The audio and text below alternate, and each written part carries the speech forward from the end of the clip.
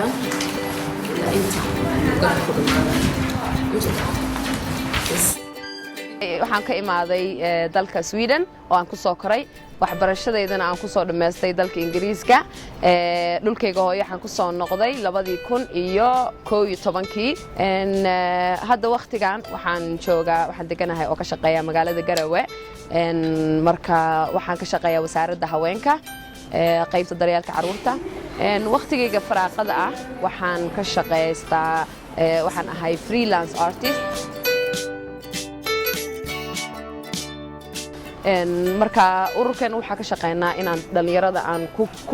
korino ama magaranaysa aan ku dhiirigelino inay yeeshaan hal abuur inay fikrado cusub ay keeni karaan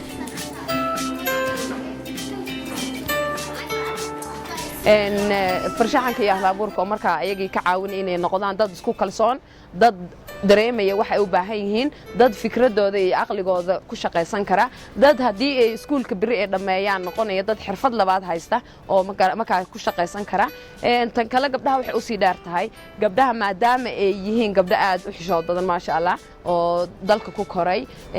badankood ma dhacdo inay fagaaraha ka hadlaan ma dhacdo inay barnaamijyada ka qayb qaataan ma ka qayb qaataan wacyigelinta oo kale badankood marka waxaan rabnaa insha Allah inaan soo saarno gabdho dhalinyaro ah oo marka fikradoodii ama wixii maskaxdooda ka guuxay inay sawirro ku soo bandhigaan marka u hadla iyaga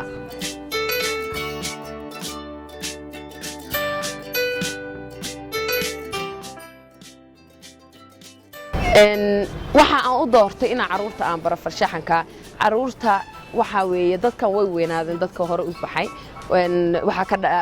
magaranaysa aqoonta gooniya ay leeyihiin dhaqan gooniya leeyihiin laakiin carruurta yar yar waa ku hadda soo baxaya marka aniga daas waxa dhahay qofka inuu meel u maal gashto baa fiican marka maadaama ani hanti aan lahayn ani maal gashiga wixii gal carruurta maadaama ayaga wadanka u soo korayaan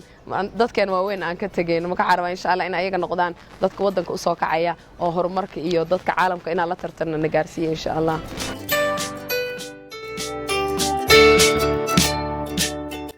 bajaajta wada kuwa bielada wada dadka harqaan leeyda dadka badan ku xirfad leeyda waa isnaqaanaa